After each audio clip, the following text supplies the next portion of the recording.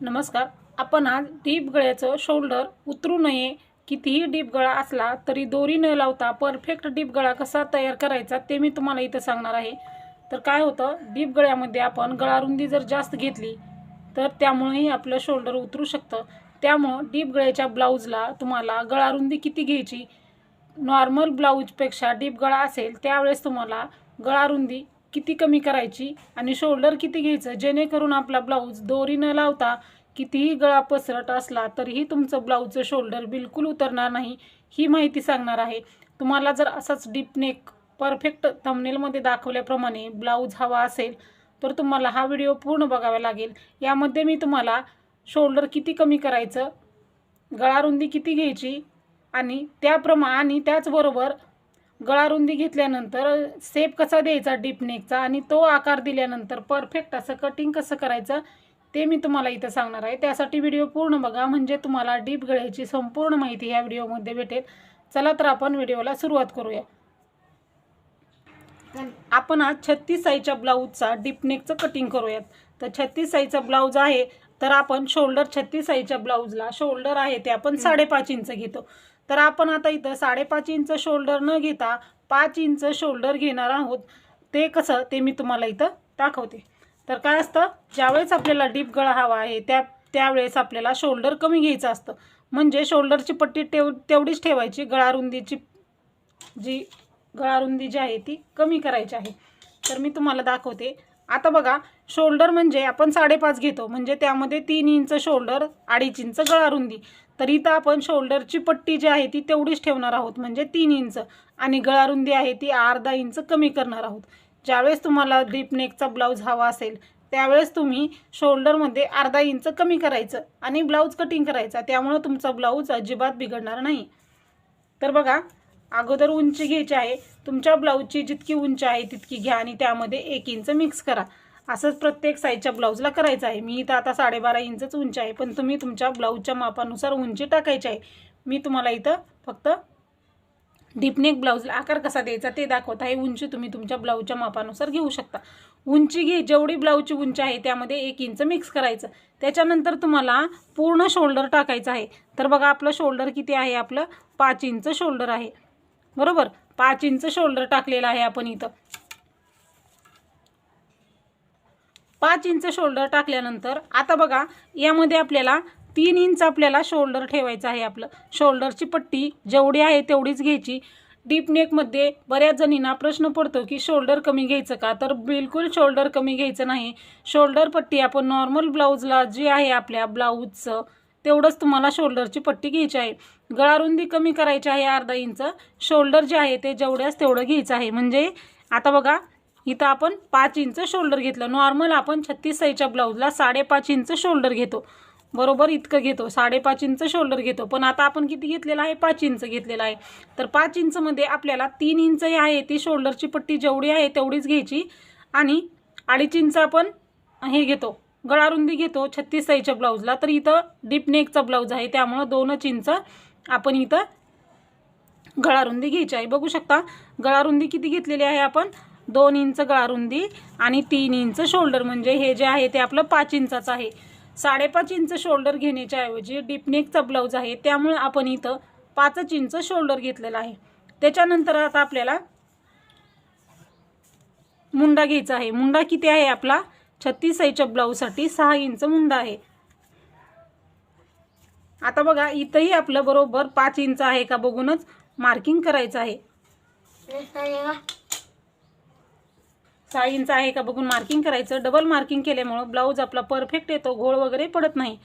हे झालेलं आहे आपला 6 इंच 36 साईजच्या ब्लाऊजसाठी 6 इंच मुंडा. 6 इंच मुंडा घेतल्याच्या नंतर आता आपल्याला छातीचा चौथा भाग प्लस शिलाई मार्जिनचं मार्किंग टाकायचं आहे. छातीचा चौथा भाग किती आहे आपला, 9 इंच.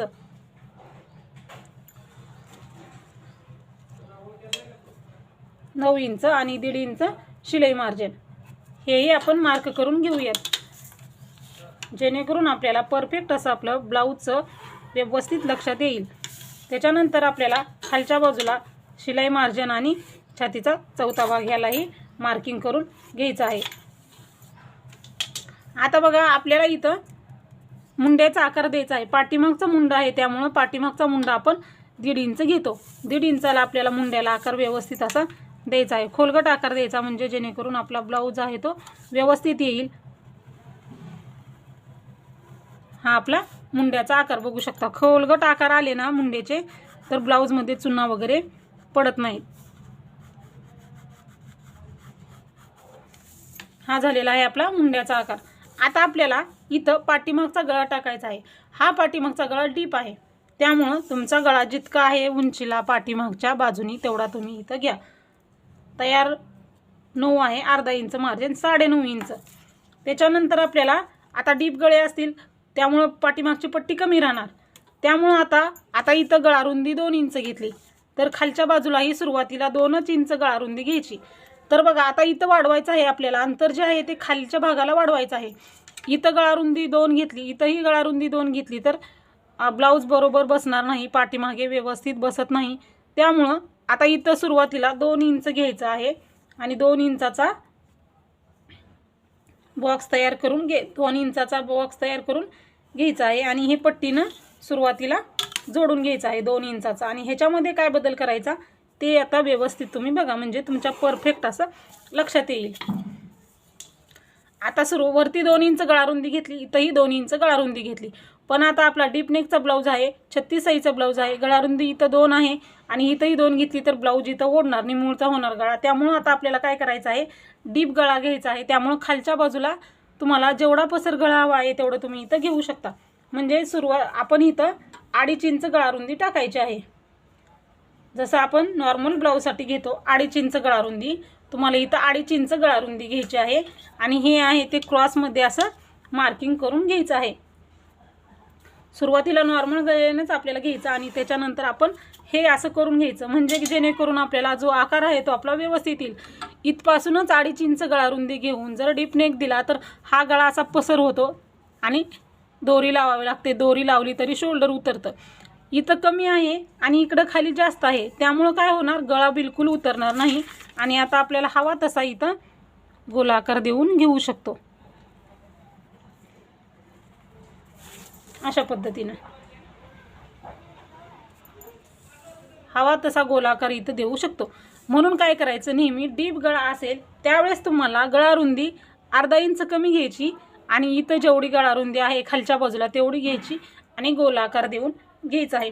अशा पद्धतीने तुम्ही कोणत्याही ब्लाऊजचा डीप नेकचा गळा कट करा, म्हणजे तुम्हाला कधीही कुठेही प्रॉब्लेम येणार नाही। आपण आज 36 साईजच्या ब्लाऊजचं बघितलं आहे, तुम्हाला आणखीन दुसऱ्या कुठल्या ब्लाऊजचं डीप नेकचं कटिंग हवं आहे ते मला नक्की सांगा, आपण त्याप्रमाणे डीप नेकच्या ब्लाऊजचं कटिंग करूयात। काय असतं, डीप नेक ब्लाऊज असल्यानंतर आपल्याला बदल कुठं करायचा, शोल्डरमध्ये बिलकुल बदल करायचा नाही, कारण शोल्डर आहे ते आपल्याला जसंच तसं पाहिजे। शोल्डर जर कमी केलं तर ब्लाऊज आपला व्यवस्थित येत नाही, त्यामुळं हे आता आपण हे परत जो आकार दिला ना तो आकार कट करायचा, म्हणजे आपला ब्लाऊज जो आहे ते व्यवस्थित डीप नेकमध्ये कट होणार आहे। अशा पद्धतीने आपण हा डीपचा गळा तयार केलेला आहे, बघू शकता। वरती आपण गळा रुंदी कमी घ्यायची, खालच्या बाजूला डीपचा असा आहे पसरट घ्यायचं। मुंडेच्या आकारही बघू शकता एकदम व्यवस्थित असा आकार आलेला आहे। अशा पद्धतीनं मुंडेचे आकार दिले आणि तुम्ही जर असाच डीप नेकला आकार दिला तर तुमचं शोल्डर जे आहे ते बिलकुल उतरणार नाही। एकदा नक्की ट्राय करा आणि हा व्हिडिओ कसा वाटला ते नक्की सांगा। अशाच प्रकारचे व्हिडिओ बघायचे असतील तर एकदा चॅनलला नक्की सबस्क्राईब करा, व्हिडिओला लाईक करा आणि हा व्हिडिओ कसा वाटला ते नक्की सांगा। चला तर भेटूया आपण पुढच्या व्हिडिओमध्ये। व्हिडिओ पूर्ण बघितल्याबद्दल धन्यवाद।